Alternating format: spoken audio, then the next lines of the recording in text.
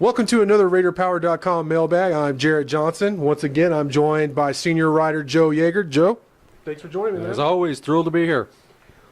Once again, we have another great round of questions, so let's dive right into it. Tapadaka has a question, a long question, a big detailed question. He wants to know, it's a great question, he wants to know if we each of us, if we could take one guy off of each Big 12 football team other than Tech and add it to Tech's roster, and not any of the recruits coming in from 2014, guys currently on the roster, who would they be and why? Do you want to start or do you want me to take it? I'll take a shot. Okay, Joe. Okay, from Baylor, I'm going to go with Britt Hager, linebacker. As you probably know, his dad played at Odessa Permian, UT with the Eagles for a long time. Great player, and the son is just about as good, and that's an area of need for Tech. I think anywhere on defense is pretty much an area of need for the most part. No offense intended there, but Baylor. Okay, and from Texas, I would go with defensive tackle Desmond Jackson. He's a guy that really doesn't get a whole lot of publicity considering he plays in Austin, but still I think he's an extremely disruptive force and would definitely help out quite a bit. From TCU, I'm going to go with the kicker Jaden Oberchrome. Frankly, Ryan Buston scares me right now, and this is a good kicker. He's got a good leg, good range. I think he would solve some problems. At Oklahoma, I'm going to go with the obvious here, and I'm sure that Jarret would agree with me. Baker Mayfield. What? No, no, no, we're not. I can't believe I didn't see that coming. All right, that was a joke. That was a joke. All right. Instead, we'll go with Eric Stryker, another linebacker. Speedy guy, good blitzer coming off the edge, just the kind of guy that Wallerstedt would like, considering how much he likes to bring the backers.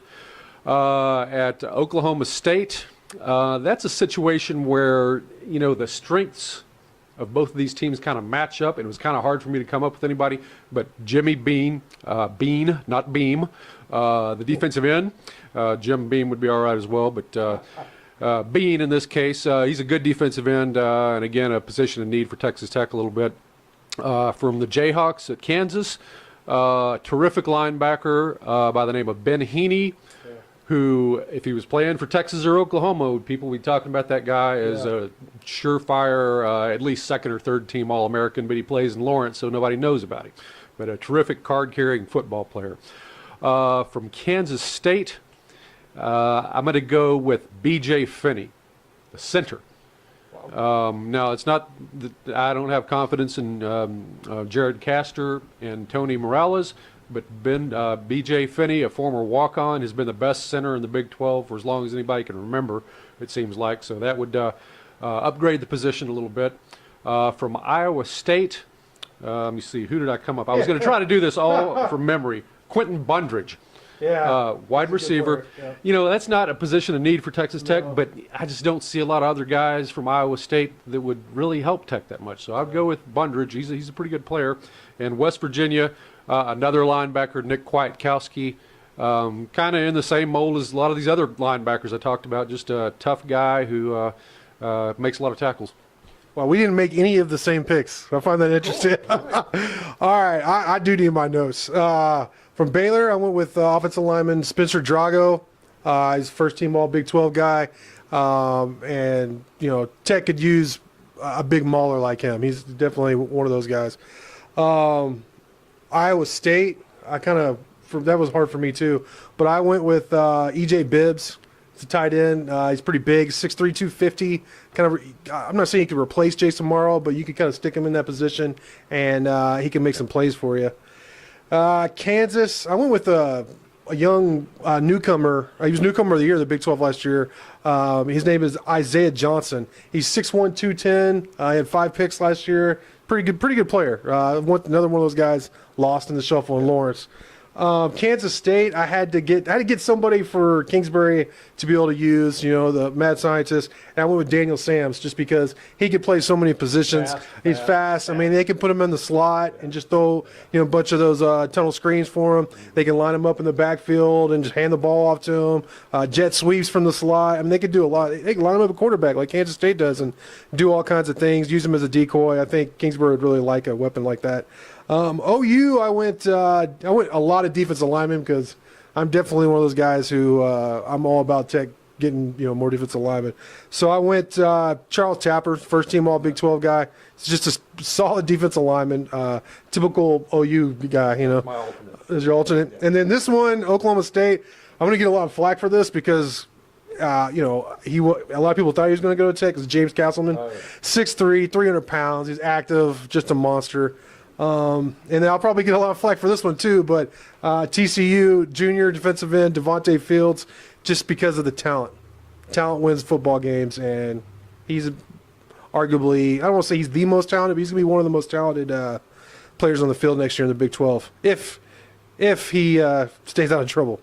I went with another defensive lineman for UT than you did, Cedric Reed. 10 sacks. He's about 250 range. He's 6'5" or 6'6". He's tall, athletic.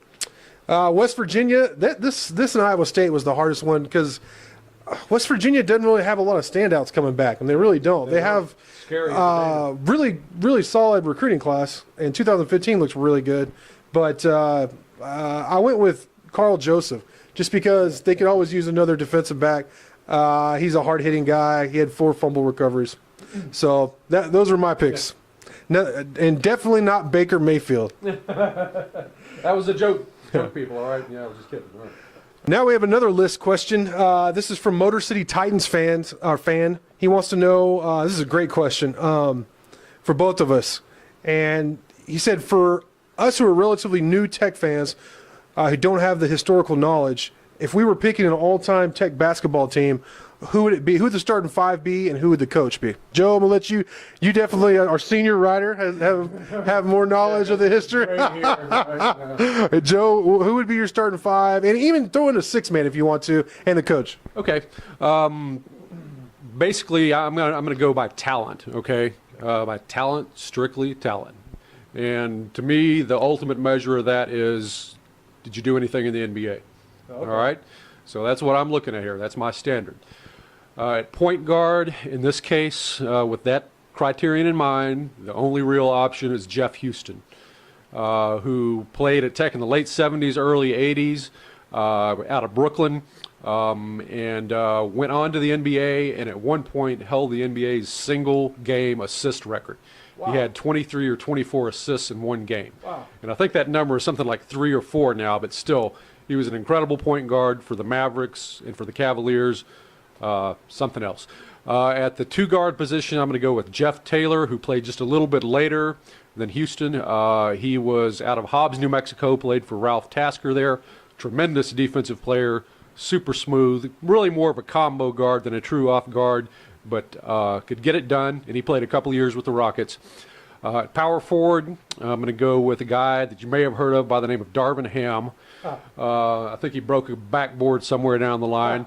But aside from all those spectacular dunks and everything, he was an incredible defender. Yeah. That's where he got his meal ticket in the NBA.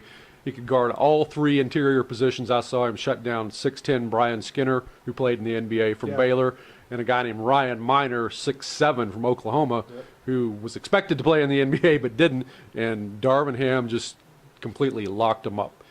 So that's my power forward. Small forward, I'm going to go with Mark Davis, JUCO transfer, who played in the early 90s for James Dickey. Just kind of a do-it-all guy. He could shoot a little bit. He could penetrate, dish, defend, pull down some rebounds. Very smooth player. Played 4 or 5 years in the NBA. And at center, I'm going to go with Tony Battie, who had an extremely long NBA career. I think he was the 5th player taken, something like that. Was never quite the star that people expected him to be, but still, he's not hurting financially. So that's my top 5 right there. And as far as head coach, I'm going to go with Bob Knight in his prime. I mean, you can't really do better than that.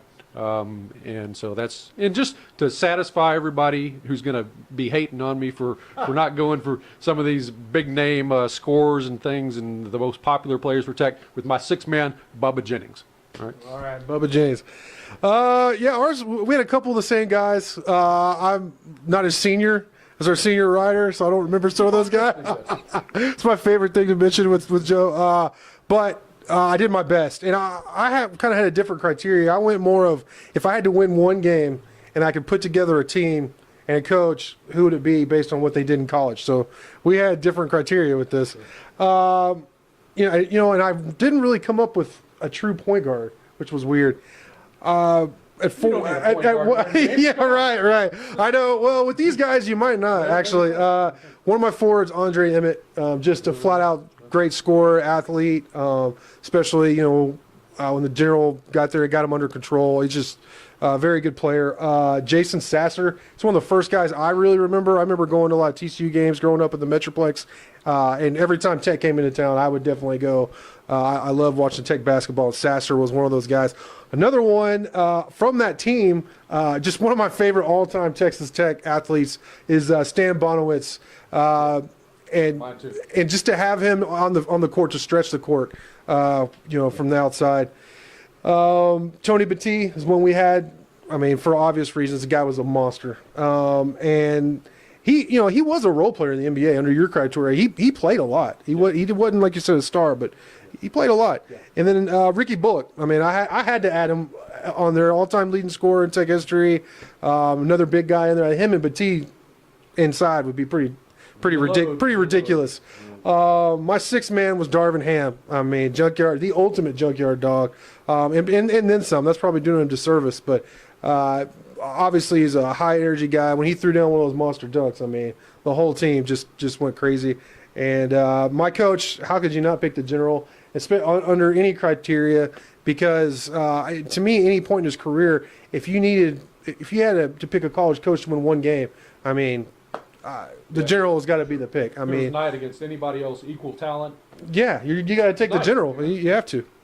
So great question. Thank you, Motor City Titans fan.